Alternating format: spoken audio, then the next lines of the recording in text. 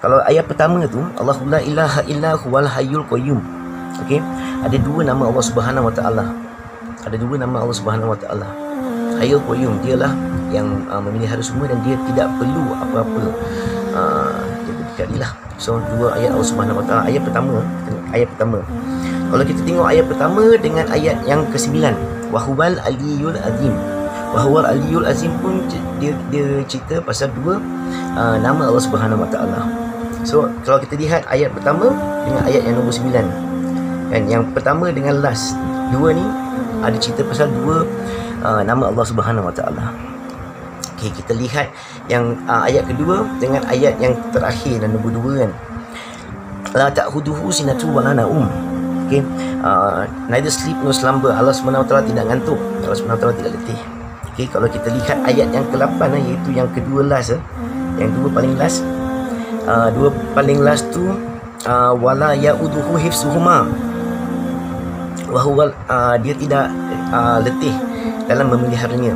Dia tak letih. So ayat kedua ni dengan ayat last ni, Allah SWT tak ngantuk. Ayat Allah SWT tak letih. Bila Allah SWT tak ngantuk dan tak letih, maksud dia dua ni ada persamaan lah. Okay, kita lihat ayat yang ketiga, lahu ma fis samawati wa ma fil ardi, yang memiliki segala yang ada di langit dan bumi. Allah SWT adalah pemilik. Nombor 3, ayat yang ketiga ada kena mengena dengan ayat yang paling yang ketiga paling last tu. Yang ketiga paling last iaitu ayat nombor 7. Ayat nombor 7 tu wasi'a kursiyuhu samawati wal ard. Okay, kursi Allah Subhanahu Wa Taala, kursi Allah Subhanahu Wa Taala meliputi langit dan bumi. Kalau kita tengok ayat yang nombor 3 tu dia cerita pasal pemilik. Kalau kita lihat yang nombor 7 tu dia cerita pasal kursi. Kursi ni macam raja lah. Raja tu throne. His throne maksud dia Allah SWT lah raja kepada langit dan bumi apa semua, kan. So the third and the last third sama. Sebab dia beza tau. Kalau kita tengok pemilik, contoh kita jadi pemilik, saya adalah pemilik kereta, saya adalah pemilik kepada pada rumah, saya adalah pemilik seluar ni, apa-apa benda saya adalah pemilik. Saya bukan raja kepada kereta, saya bukan raja kepada rumah, saya bukan raja kepada baju, kan. Saya ada pemilik. Kalau kita tengok daripada segi raja ni dia adalah raja di atas golongan, satu golongan orang, satu negara. So Allah SWT adalah pemilik dan Allah SWT juga adalah raja. So yang itu adalah ayat yang ketiga dengan ayat yang ketujuh. Okey, lepas tu kita lihat ayat yang keempat.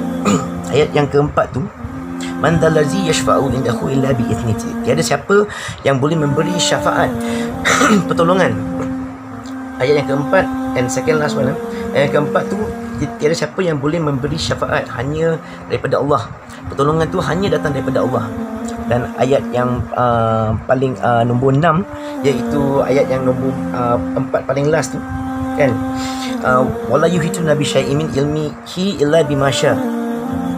Sedang mereka tidak mengetahui sesuatu pun dari kandungan ilmu Allah melainkan apa yang Allah kehendak mereka mengetahui. Ya, Allah Subhanahu Wa Taala, tiada siapa yang boleh membantu kita, tiada siapa yang boleh membantu kita, hanya Allah. Tiada siapa yang bagi ilmu kepada kita, hanya Allah. Dua-dua ni cerita bahawa pertolongan, ilmu, apa segalanya yang kita ada datang daripada Allah. Dan kalau kita lihat ayat yang kelima, ayat yang tengah-tengah tu, Allah Subhanahu Wa Taala kata, ya'lamu ma baina aydihim wa ma khalfahum.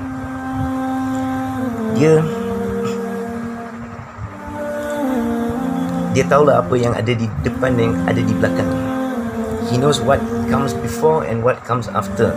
Sembilan ayat apa yang datang sebelum dan selepas. Inilah cara Allah Subhanahu Wa Taala cakap dengan dalam Al-Quran. Dalam Al-Quran tu, subhanallah, kalau kita kaji macam-macam keajaiban. Kalau kita nak lihat kebesaran Allah Subhanahu Wa Taala, kita tengok dalam Al-Quran.